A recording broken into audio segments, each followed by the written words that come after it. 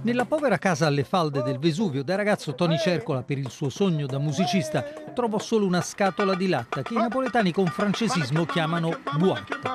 La boîte è il sogno che si realizza, è il mestiere, il musicista, il percussionista.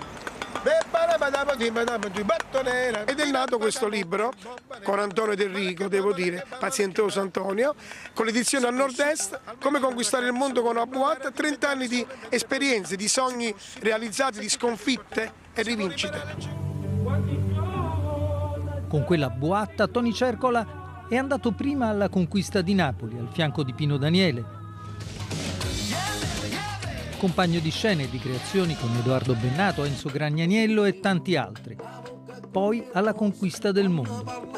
Ci siamo confrontati con Don Cherry, con George Benson, Billy Cobham. Ho visto la musica, ho incontrato l'umiltà dei grandi. Il suo percorso di percussautore, cioè cantautore delle percussioni. Centinaia di episodi piccoli e grandi che hanno fatto storia, raccontati ora nel libro Come conquistare il mondo con una boîte. Sì, ma la boîte, gli italiani non sanno che cos'è. Che cos'è?